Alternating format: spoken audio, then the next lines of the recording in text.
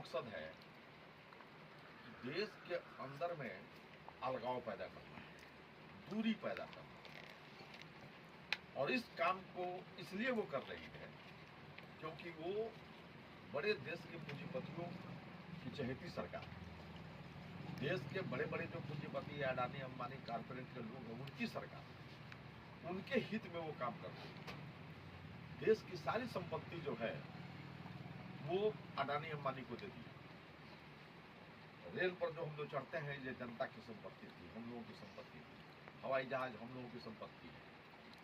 और इस तरीके से बड़े बड़े उद्योग जो खुले हुए हैं, सब सरकारी जो कारखाना है वो सब हम लोगों की संपत्ति है। इस सारा संपत्ति, ये अभी तो रोड जो है ये भी जो जिस पर हम लोग चलते हैं ये तो सरकार की है, जनता की संपत्ति है। इसको भी वो बेच रहे मोदी सरकार, सब पूंजीपतियों को दे रहे। अब इसका उदाहरण मैं आपको दूं कि चले जाइए बड़ा बड़ा रोड पर, बड़ा बढ़िया बढ़िया जो NH हाईवे रोड है, सब पर टोल टैक्स लगा हुआ है, टोल टैक्स लगल हुआ सब पर गेट। आप जाइएगा, जैसा गाड़ी है उसका रेट लिखा हुआ है। आप कार पर बैठे हुए हैं तो उसका रेट लिखा हुआ है 50 रुपया, और कार से ऊपर अगर आप बोलेरो जीप पर बैठे हुए हैं तो उसका रेट लिखा हुआ है 60 रुपया, और कहीं उससे बड़ा गाड़ी पर बैठे हुए हैं ट्रक पर तो उसका रेट लिखा है 100 रुपया, और कहीं बस पर बैठे हैं तो उसका रेट लिखा हुआ है 125 रुपया। सब जना है, यानी रोड भी बेच दिया। रोड पर हम लोग जो चल रहे हैं उस पर भी पैसा लग रहा है। इस तरीके से देश की सारी संपत्ति जो है वो बड़े पूंजीपतियों के हाथ में नरेंद्र मोदी की सरकार दे गई। अब वो सरकार चाह रही है कि देश के किसान जो है, जिनके हाथ में जमीन है, ये किसानों के हाथ में नहीं रहे, इसको भी दे दिया जाए देश के अंबानी अडानी जैसे बड़े पूंजीपतियों। और इस मुहिम में नरेंद्र मोदी की सरकार लगी हुई है और इसका खिलाफत कर रहा है पूरा किसान समुदाय। किसान संगठन जागरूक हो गया। पिछले दिनों आपने देखा 13 महीने तक दिल्ली के तमाम बॉर्डर को किसानों ने घेर लिया। जब हमको दिल्ली आप नहीं जाने दोगे तो हम तमाम बॉर्डर ब्लॉक कर देंगे, नहीं हम यहाँ से हटेंगे। 13 महीना लगातार आंदोलन के बाद नरेंद्र मोदी ने किसान विरोधी जो काला कानून जो पास कर दिया था, 3 वो कानून, उसको वापस करना पड़ा था उसको, किसानों के आंदोलन के बल पर। 736 किसान उस 13 महीने में बॉर्डर पर शहीद हो गए, मर गए। आंदोलन नहीं जाएंगे घर में, क्या करने घर जाएंगे जब सब जमीनें छीन लेगा तो परिवार क्या खाएगा। हम लोग नहीं जाएंगे घर। 736 किसान मर गया धरना देते हुए। ये हालत थी इस देश की। और आज फिर नरेंद्र मोदी जो है उसी रास्ते पर चल रहा है कि देश की सारी संपत्ति तो दे दिया, जमीन जो है किसानों का वो भी बड़े पूंजीपतियों के हाथ में सौंप दिया जाए। और उसी का हिस्सा मैंने बताया कि नए नए सड़कें जो बन रही हैं, वो सड़कें क्या बन रही है, नया नया रेल का लाइन बन रहा है, वो सब तो किसानों का जमीन है। किसानों के जमीन को एक्वायर कर भटक रहे हैं, वो नाजायज काम कर रहे हैं। सेना में जो लोग जाकर कुछ नौकरी करता था, हम लोगों के परिवार का, छोटा किसान के परिवार का लोग सेना में जाता था, फौज में जाता था, कुछ नौकरी मिलता था, अब उसका 4 साल कर दिया कि 4 साल से ज़्यादा सेना में किसी को काम नहीं मिलेगा। वो भी उम्र तय कर दिया कि 23 साल से 19 साल से 23 साल तक इसी 4 साल इसी उम्र का लोग काम करेगा। जैसे ही 23 साल पूरा होगा उसको नौकरी से हटा दिया जाएगा।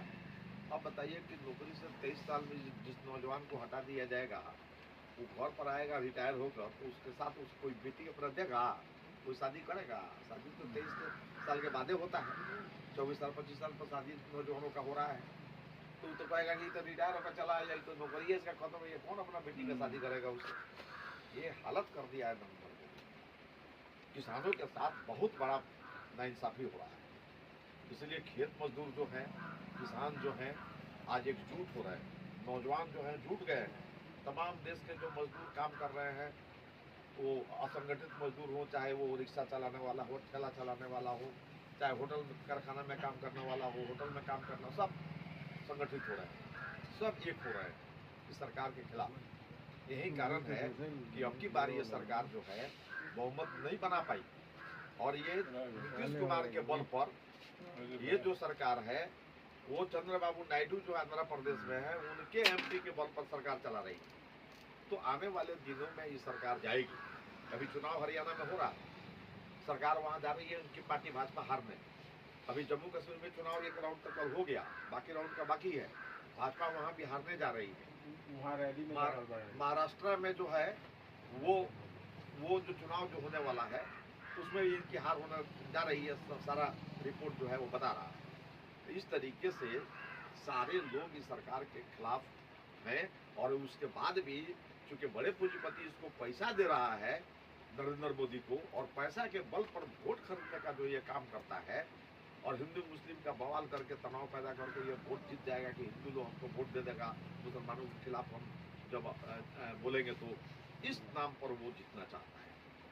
तो कम्युनिस्ट पार्टी के सामने ये बहुत बड़ा संकट है, और इसकी लड़ाई हम लोग लड़ रहे हैं कि हमारे देश में जो लोग पैदा हुए हैं, चाहे जिस जाति को हो, चाहे जिस धर्म के हो, सभी जाति के, दलित वर्ग के जो लोग हैं, जिनसे छुआछूत पहले किया जाता था कि ये समाज दुसाध फलाना फलाना जाति का लोग है, तो ये सारा चीज धीरे धीरे हम लोग हटा रहे हैं कि नहीं, इसी देश के सब लोग पैदा लिए हुए हैं, सब एक हैं, एक साथ सबको रहना है, सबको एक समान काम करना है, और वो विभेद पैदा कर रही है। इसलिए उस सरकार को हटाने की जरूरत है, और हमारी पार्टी उसमें मुख्य रूप से भूमिका अदा कर रही है कि किसी भी स्थिति में नरेंद्र मोदी को, सरकार को देश में बने रहने का कोई अधिकार नहीं है, इसको हटाने का जरूरत है।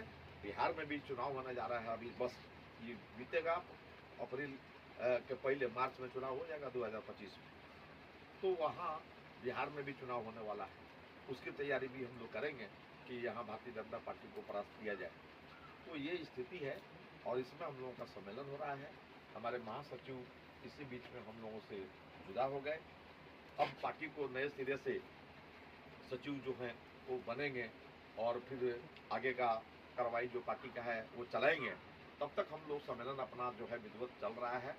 अभी 5 तारीख को, 5 सितंबर को जो प्रदर्शन हुआ है बेतिया में, जो साथी गए थे वो देखे होंगे कि कितना बड़ा प्रदर्शन था। का साथी जो लोग गया था देखे, आप तो गए थे उस प्रदर्शन में, प्रदर्शन बड़ा था कि नहीं था? बहुत विशाल प्रदर्शन हुआ है पार्टी का। यानी कि लोग जुट रहे हैं, लोग पार्टी के साथ बड़े पैमाने पर जुट रहे हैं, और लोगों को समझ में बात आ गई कि कम्युनिस्ट पार्टी के सिवाय दूसरा कोई रास्ता हमारे पास नहीं, इसलिए हमारे साथ लोग जुट रहे हैं। हमको भी जरूरत है कि बड़े पैमाने पे बात करके लोगों को जोड़ें, महिलाओं को जोड़ें, नौजवानों को जोड़ें। जो नौजवान जो है रोजगार उनको नहीं मिल रहा है, बेरोजगार भटक रहे हैं, उनको पार्टी में जोड़ा जाए, और तब जाकर पार्टी बड़ी पार्टी होगी, तब जाकर पार्टी लड़ाकू होगी। अब हम लोगों का उम्र धीरे धीरे तो बढ़ता जा रहा है, तो बुढ़ापे में जब हम चले जाएंगे तो नई पीढ़ी जो है नौजवानों की होगी, वही नई पीढ़ी तो आगे फिर संघर्ष करेगी।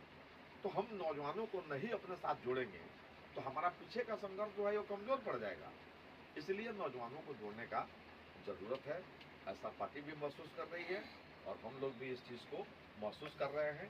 तो अभी तत्काल आज के इस सम्मेलन में ये टास्क है कि हमें पार्टी को बचाने के लिए जो खेत मजदूर हैं उनको पार्टी में लाना है, नौजवानों को पार्टी में लाना है, दलित वर्ग के जो लोग हैं, जो अल्पसंख्यक वर्ग के लोग हैं, इन सभी लोगों को पार्टी में लाना है, उनका फार्म भरना है, फार्म भर के उसको जो काम के लायक लोग हों, जो सही माने में पार्टी में रहने लायक लोग हैं, उनको पूरा मेमोरी दिलाना है, और उनसे आगे पार्टी का काम कराना है। ये हम लोगों को अभी करना है।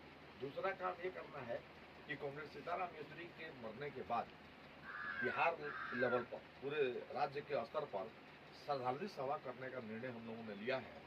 वो 1 अक्टूबर को पटना के रविंद्र भवन में उनकी श्रद्धांजलि सभा होगी, जिसमें पार्टी के पोलिट ब्यूरो के मेंबर कॉमरेड अशोक धौले उसमें आएंगे, और कॉमरेड सीताराम येचुरी के बारे में विस्तार से हम लोगों को बताएंगे।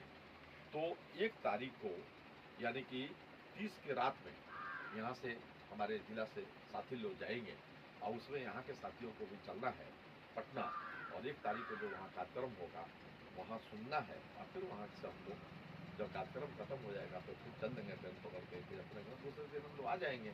यह एक कार्यक्रम हम लोगों के सामने है, और इन्हीं शब्दों के साथ मैं आज जो ये सम्मेलन हो रहा है तो कहते हुए मैं इसका विधिवत उद्घाटन करता हूँ।